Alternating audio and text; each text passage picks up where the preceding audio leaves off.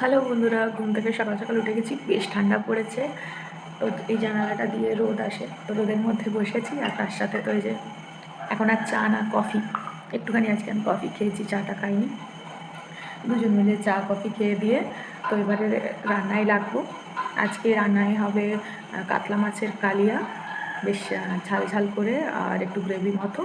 তার সাথে শুশনি শাক ভাজা। পাড়া দিয়ে যাচ্ছিল, হঠাৎ একজন চিৎকার করে, সচরাচর তো এখানে দেখা যায় না এরকম ব্যাগে থলিতে করে হাতে করে নিয়ে যাওয়াটা।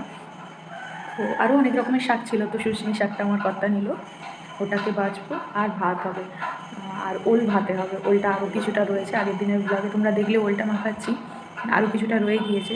তো অনেকটা ওল কিনে নিয়ে এসেছিলো, প্রায় দেড় কেজি না কত মতো। তো আগের দিন অনেকটা মাখিয়েছিলাম, তো খাওয়া হয়েছে অনেকটা করে। আজকে আবার একটু ওল ভাতে দেবো, আর কিছুটা ওল তুলে রেখে দেবো। কিছুটা ওল তুলে রেখে দেবো মানে কিছুটা ওলের ডালনা করবো মাছের মাথা দিয়ে, কাতলা মাছের মাথা দিয়ে। আজকে যে কাতলার কালিয়াটা করছি, কাতলাটা প্রায় 3.5-4 কেজি মতো ওজন ছিল, বেশ বড় বড় পিস করেও নিয়ে এসেছে। আর ওর মাথাটা দিয়েই ওলের ডালনাটা করবো। ওটা অন্য কোনো ভ্লগে করবো, আজকে করছি না। আজকে কাতলা মাছের কালিয়া করছি। সকাল থেকে ফ্রিজ থেকে তো মাছটাকে ঠান্ডা কাটাতে বের করে রেখে দিয়েছি, কিন্তু এতটাই জমাট বেঁধে গিয়েছে। প্রায় 8টা থেকে দিয়েছি, এখন বাজে 9:30। এক বিন্দু বরফ কাটেনি, বরফ বলে গলেনি। তো চলো, একদিকে ভাত বসাবো, একদিকে মশলা করব, শাক বাজবো। তো তোমরা ভিডিওটা দেখতে থাকো আর সঙ্গে দেখো। এই যে এক পুটুল শুশনি শাক কর্তাকে বললাম বাইরে নিয়ে বসো, আমি যাচ্ছি। এদিকে ভাত বসিয়ে দিয়েছি, দাঁড়াও তোমাদের দেখায় মাছের অবস্থাটা। এই দেখো, আবার খুলতেও পাচ্ছি না। এই দেখো, কখন বের করেছি মাছটাকে ফ্রিজ থেকে, এখনও দেখো বরফও কাটেনি কিছু না। কি করে যে রান্না করব তাড়াতাড়ি করে জানি না বাবা। একটু আমি সকাল সকাল রান্না করি, তো তো সেই জন্যই আর কি। কাটিয়ে এনেছো মনে হলো। তুমি এই ছোট পিসটা খেয়ে নিবে। হ্যাঁ, আমার আমার জন্য দিতে হবে না, আমি তো বললাম। তুমি খেয়ে নিবে না? দেখি পিস একটা তোলো। বরফ কাটেনি, ওরে বাবা। দাও, এটা কাঁটা আছে, এই জন্য বড় করে কাটা। এটা তোমার রয়েছে, না, মায়ের রয়েছে, আর এটা আমার রয়েছে। কাটাটা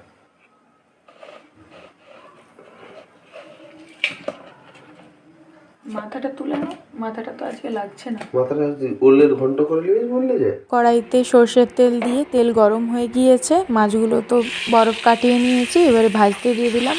খুব বেশি কড়া করে ভাজবো না, মোটামুটি একটু হালকা লাল লাল। তো মাথাগুলো প্রথম তেলে দিয়ে দিলাম, কেননা একটু বেশি তেলে মাথাগুলো ভাজলে ভালো হয়। তো মাথাগুলোর কাজ আজকে নেই, মাছগুলো আজকে জাস্ট ভেজে তুলে আর রেখে দেবো। আজকে শুধু মাছের পিসগুলো দিয়ে বানাবো বিয়েবাড়ি স্টাইলের কাতলা কালিয়া। তো বন্ধুরা চলো, তোমরা ভিডিওটা দেখতে থাকো, সঙ্গে থেকো। আমি যখন মাছটা ধুয়ে তুলি তখনই আমি বেশি করে লবণ হলুদ মাখিয়ে রেখে দিই। আর সমুদ্রের মাছ হলে অল্প একটু চিনি বা অন্য কোনো মাছে অল্প একটু তেল মিশিয়ে রাখি। তো এই দেখো, আমার মাছ কড়া করে ভাজা হয়ে গিয়েছে। পেঁয়াজ কুচি রয়েছে, রসুন অনেকটা ছাড়িয়ে রাখা আছে, রান্নায় যতটা প্রয়োজন হবে ততটাই দেব। এদিকে শুশনি শাকটাও আমি বেছে ধুয়ে নিতে হবে, বেছে রেখেছি। কাঁচা লঙ্কাগুলো ধুলাম, এবারে আদাটাকে ভালো করে ছাড়িয়ে ধুয়ে নেব। আর সাথে রয়েছে টমেটো। তো আদা, পেঁয়াজ, টমেটো, কাঁচা লঙ্কা, রসুন সব দিয়ে এবারে পেস্ট করব। সব মশলাগুলো গ্রাইন্ডারের বোলের মধ্যে দিয়ে দিচ্ছি।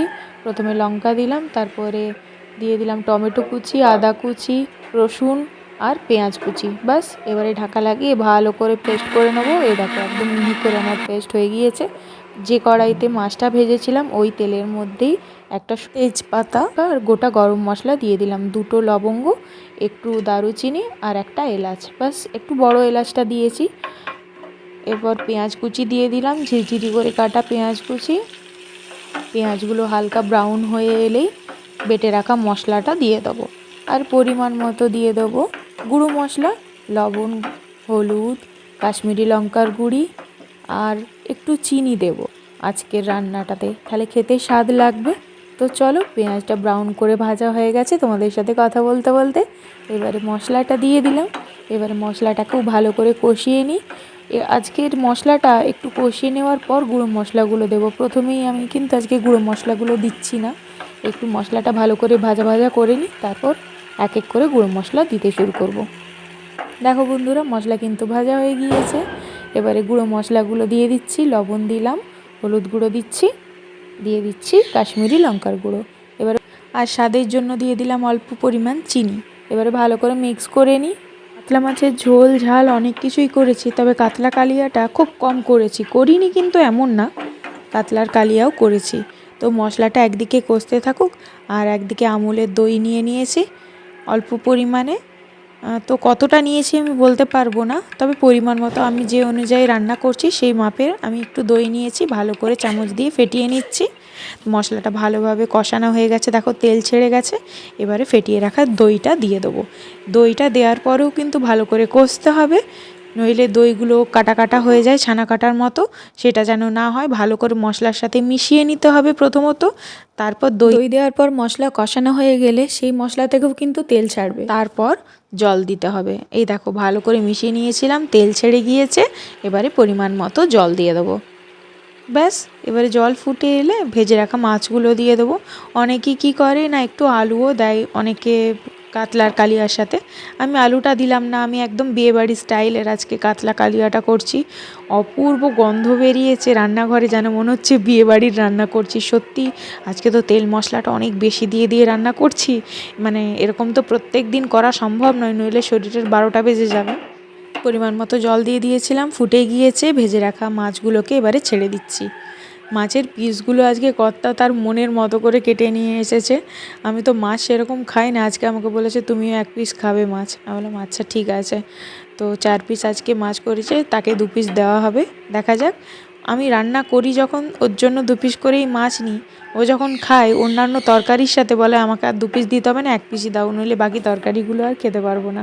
তো ওই করে করে 1 পিস করে মাছ আবার রয়ে যায়। আজকের রান্নাটা নিজে করে আমি নিজেই এত খুশি হয়েছি, বিশ্বাস করো। মনের মতো করে আজকে জমিয়ে তেল মশলা সব কিছু দিয়ে রান্নাটা করেছি, নইলে এত তেল দিয়ে তার সাথে এতটা টক দই এত মশলা দিয়ে আমি কোনো রান্না করি না। তো আজকে একটু ইউটিউব দেখেই, অতনুর রান্নাঘর ইউটিউবে যে চ্যানেলটা, সেটা দেখেই আজকে কাতলা কালিয়াটা করেছি। তো বিশ্বাস করো দারুণ সুন্দর গন্ধ বেরিয়েছে। জানি না খেতে কেমন হবে, অনেকে বলে না ঘ্রাণেনও অর্ধভোজনও, আমার কিন্তু আজকে রান্নাটা ঠিক সেরকমই হয়েছে। মানে অর্ধেকটা মানে এই গন্ধেতেই কিন্তু পেট ভরে যাবে। আর পুরো বিয়েবাড়ি স্টাইলে রান্নাটা আজকে করেছি। উপর থেকে একটু কুচি ধনেপাতা ছড়িয়ে দিলাম, আর একটু মিষ্টি গরম মশলা দিয়ে দিলাম, ব্যাস। এবারে গ্যাস অফ করে দেবো। তো বন্ধুরা, তোমরাও কিন্তু বাড়িতে এরকমভাবে কাতলা কালিয়া ট্রাই করতে পারো। একটা রান্না হয়ে গিয়েছে, ভাত তো প্রথমেই করে নিয়েছিলাম। এবার শুধু বাকি রয়েছে শুশনি শাক ভাজা। আজকে আর কিচ্ছু করব না, শুধু মাছের ঝোল, মাছের ঝাল আর শাক ভাজা। তার সাথে একটু তরকারি রয়েছে, ওই তরকারিটা আজ আর দেখাচ্ছি না, ওই তরকারিটা কোনো এক নেক্সট ভ্লগে দেখাবো তোমাদের। তো আজকে এই দুটো রেসিপি দেখালাম, পরের ভ্লগের জন্য ওই রান্নাটা তোলা থাক, ওটা পরের ভ্লগেই দেখাবো। কাতলার কালিয়া হয়ে গেছে, এবার এটা ঢাকা চাপা দিয়ে দিই আর গ্যাসে বসিয়ে দিই শুশনি শাক ভাজা। তো তার জন্য শুশনি শাকটাকে একটু লবণ দিয়ে, শাক থেকে তো এমনি জল বেরোয়, ওই জন্য আর এক্সট্রা করে জল দিইনি। তো শাকটা ভালোভাবে সেদ্ধ হয়ে যাক। 1 কড়াই শাক দেখলে কতটুকু হয়ে গেল, বাছতে প্রায় আমার আধ ঘন্টা 45 মিনিট লেগেছে। তো কড়াইতে সর্ষের তেল, রসুন ছেঁচা আর একটা শুকনো লঙ্কা দিয়েছি, ব্যাস। এবারে সেদ্ধ করে রাখা শাকটা দিয়ে দিলাম। লবণ আর দিচ্ছি না, নইলে পুরো নুন পুরি হয়ে যাবে। লবণ দিয়ে তো শাকটা সেদ্ধ করেছিলাম, তো আর লবণ দিচ্ছি না। ভালো করে ভেজে নিলেই শাক ভাজা রেডি। তো চলো, রান্নাবান্না কমপ্লিট। এবারে স্নান ঠাকুর প্রণাম সব করে নিই, দিয়ে চটপট করে খাবার দাবার বেড়ে খেতে বসে যাব। তো তোমরা ভিডিওটা দেখতে থাকো, সঙ্গে থেকো। আবার বেড়ে নিয়ে চলে এসেছি টেবিলে, শাক ভাজা, ভাত আর তার সাথে কাতলা কালিয়ে নিয়েছি। দেখছো গ্রেভিটা কতটা বসে গিয়েছে, আর তা অলরেডি খেতে শুরু করে দিয়েছে। বলো সত্যি রান্নাটা খুব সুন্দর হয়েছে, আমি তো ভীষণ খুশি। বন্ধুরা, ভিডিওটা আজকে এই পর্যন্তই রাখলাম। ভিডিওর মধ্যে যদি কিছু ভালো লেগে থাকে একটা লাইক, কমেন্ট আর অবশ্যই চ্যানেলটি সাবস্ক্রাইব করে দিও। ফেসবুকে দেখলে পেজটা ফলো করে দিও। আজকের মতো টাটা।